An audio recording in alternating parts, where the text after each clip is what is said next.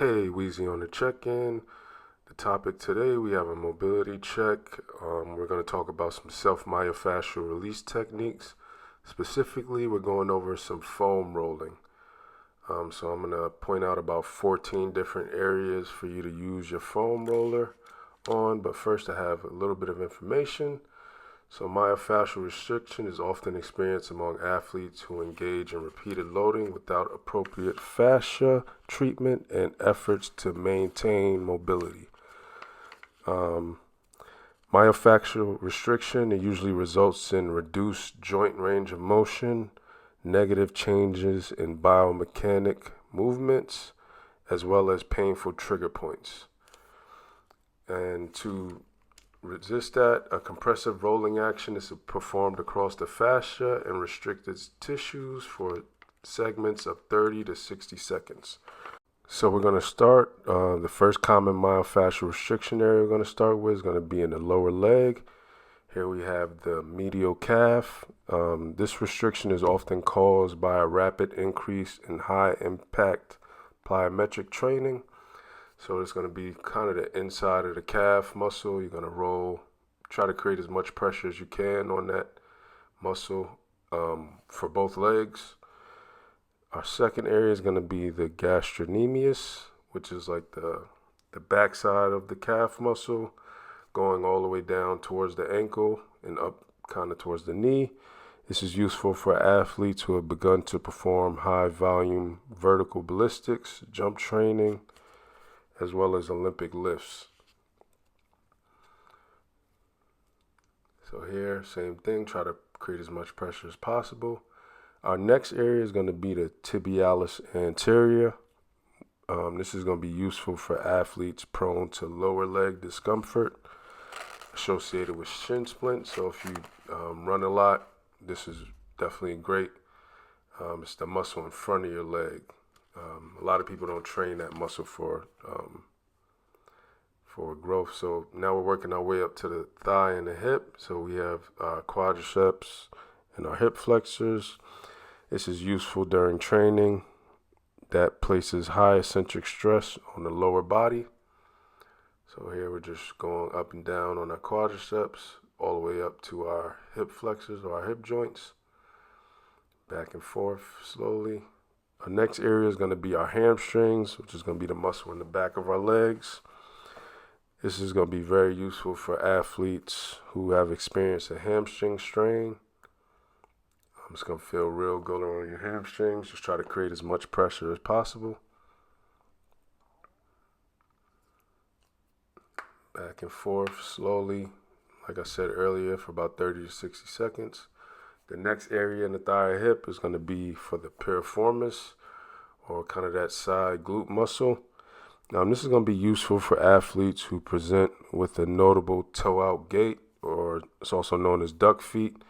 It requires the muscle to be under a slight stretch as the tissues are relatively deep and blocked by the glutes. So here you're going to do both legs. The next muscle is going to be our hip adductors, which is going to be the muscle on the inside of the thigh. This is going to be useful for athletes who experience medial translation of the knees during squats. So if your knees come a little bit too forward during squats, on this one you're also going to do both legs. I'm going to do it in this manner. Our next area is going to be the hip abductors, or the muscles on the outside of the hips, or outside of our thighs. It's going to be useful for athletes with pelvic instability, lower back pain, and or those who have trigger points that create pain similar to sciatica. Our next one is going to be, for the thigh and the hip, is going to be our gluteus maximus, or our butt muscles. And this is going to be useful for athletes who present with posterior tilting of the pelvis during pulls from the floor due to excessive tightness. So this is going to feel real good. Try to create as much pressure. Go for about 30 to 60 seconds. So now we're working our way up to the trunk and the upper body. First area is going to be the erector spinae.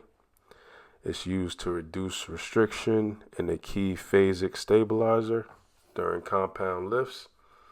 So here is just kind of that lower back area. It's going to be a real good stretch. Now we're working our way up to our upper back. This is going to be useful for dealing with trigger points created by upper cross syndrome, or if you have like a hunchback, as well as trapezius imbalances. You can also use like a hard ball as well to get this one stretched as well. Foam roller works good too. Our next area for the trunk and upper body is our latissimus dorsi, or our lats, or kind of the muscles on the side of your back. It's excellent technique for athletes with tightness that limits overhead pressing in Olympic lifts. So if you have trouble getting your hands all the way overhead, it's because you have tight lats. So you want to stretch both sides of it on this one. The next area is going to be our pectorals, or our chest.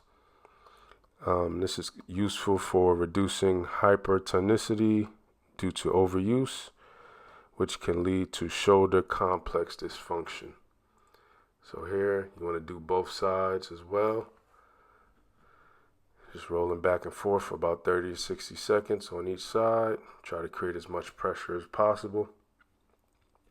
And our last area is going to be our levator scapulae, or our upper traps, or our upper back going into our neck muscles.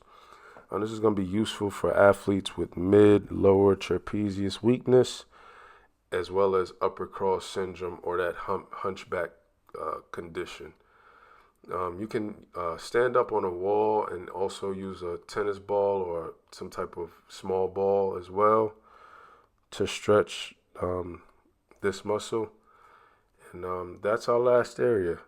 I hope you enjoyed the video. Thanks for watching. Have a great day.